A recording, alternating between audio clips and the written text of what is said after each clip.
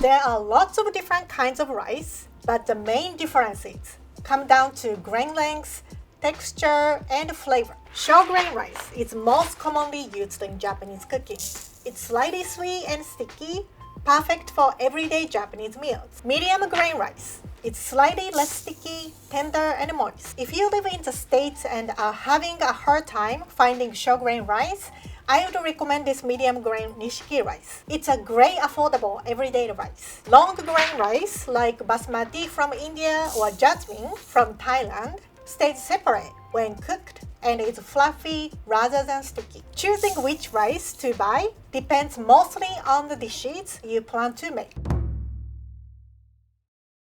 White rice is just brown rice with its outer layers removed. Both come from the same grain, but brown rice keeps the bran and germ, giving it more fiber, nutrients, and a nutty flavor. Brown rice takes longer to cook and has a shelf life about 6 months. White rice cooks faster, lasts longer, and is what I usually prefer for everyday meals.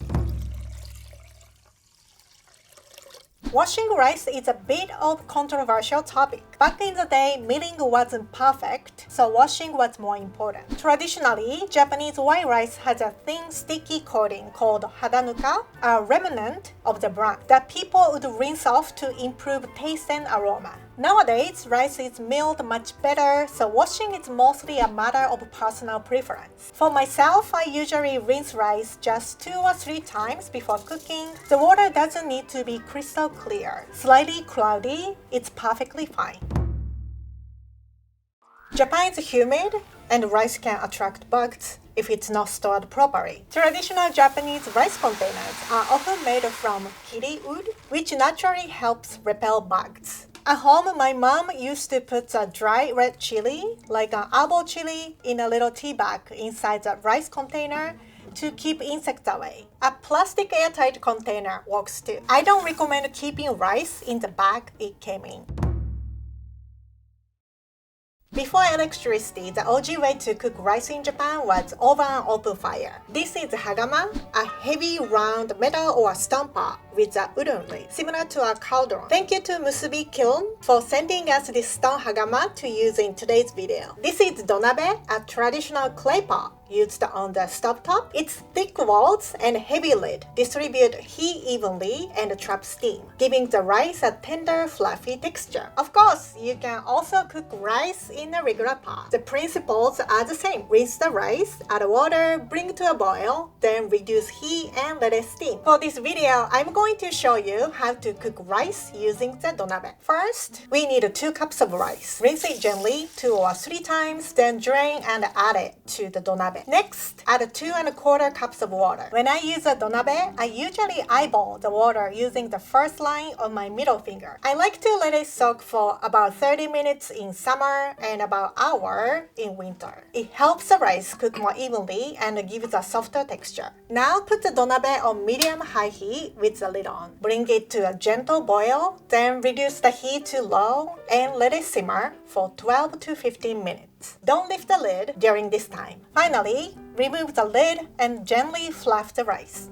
with a rice paddle. And that's it! Perfect, tender, fluffy rice straight from the donabe. In Japan, it's common for family members to have their own small rice bowl. These bowls are called chawan, and they are just the right size for 1 serving of rice. This is actually the bowl I use at home. Chawan are always made of ceramic, which people sometimes mix up with miso soup bowls. Miso soup is traditionally served in a small lacquered bowl called owan. Miso soup bowls are usually made from wood or plastic, and we drink straight from the bowl. Since wood doesn't transfer heat quickly, the bowl stays cool and won't burn your lips like a ceramic one would. Mixing up the bowls is kinda like eating a burger with a fork and knife.